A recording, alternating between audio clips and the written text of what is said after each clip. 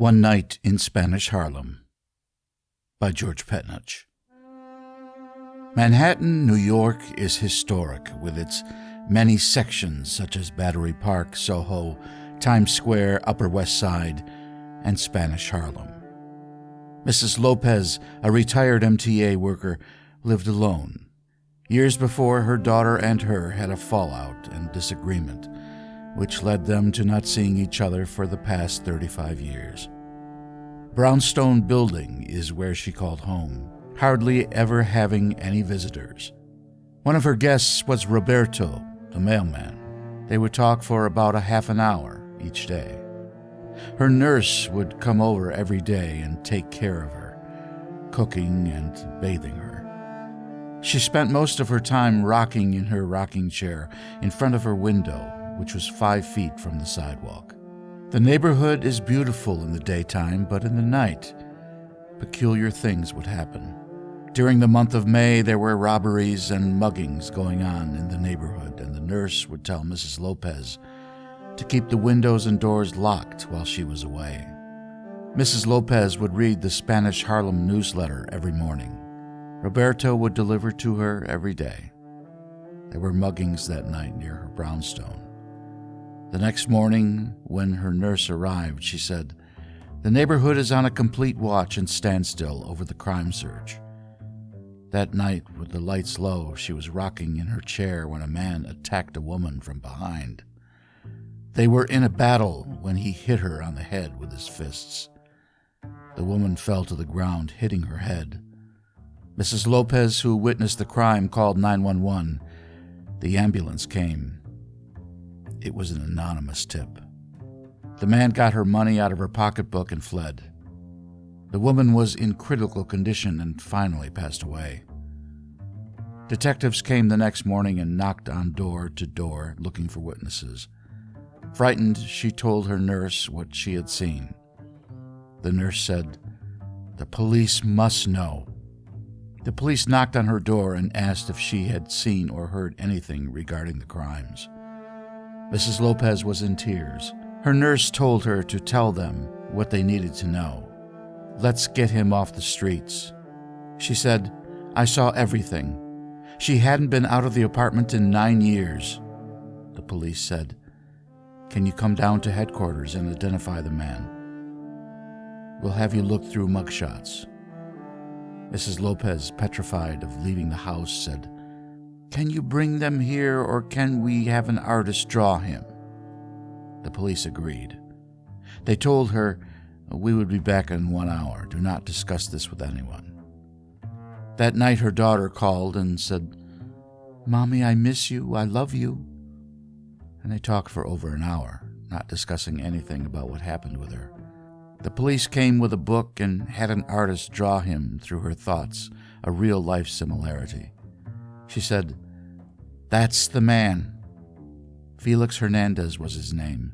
Her daughter came over while the police were there. The officer said, "His 9 lives just ran out."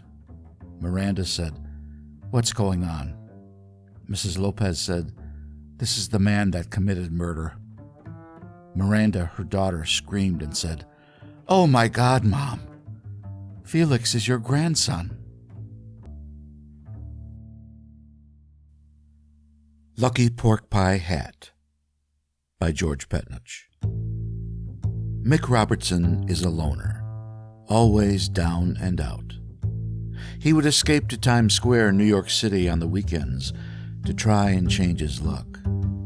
He was in search of and inquiring about a new look for himself to impress people. He stopped in front of a display of hats when a street peddler said to him, "I have hats with 3 chances at excitement that will change your life and goals." Intrigued, Mick said, "What do you have for me?" The peddler said, "I have a pork pie hat that will change your life, but remember, you always must be in it to win it and value it." He thought about it and said, "I'm a man of misfortune and grief, and I'm not vain. Bold and high stakes are not a top priority and are not one of my trades. The peddler said, "Walk the streets of chance with the hat held high, and you'll never lose. You will gain valuable experience and exposure, and will endure great strength and visit the other world in a dimension far that of mortal men." Mick said, "Will I become a Casanova, treasuring the effects of luck and pleasure, and will it surround me within this metro area?" The peddler said, "There is no price to success. You will journey to the center of the universe and abroad, and make history."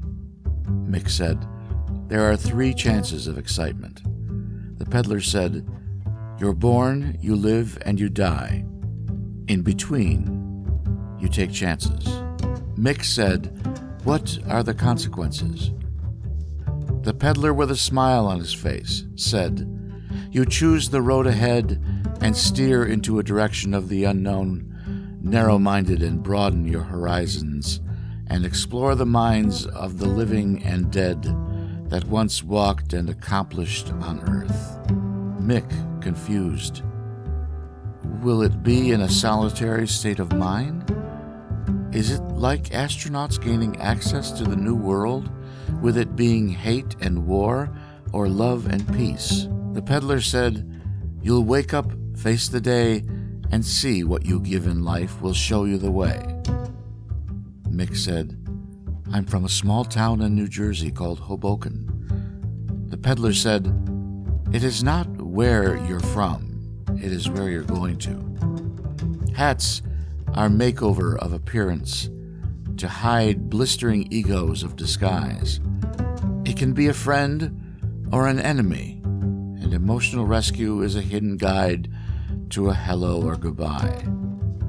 Mick said, "Sold. I want this lucky pork pie hat." The peddler said, "It will be a year in life you'll walk and learn valuable lessons. It will free your soul and mind, an elevation that will stand the test of time."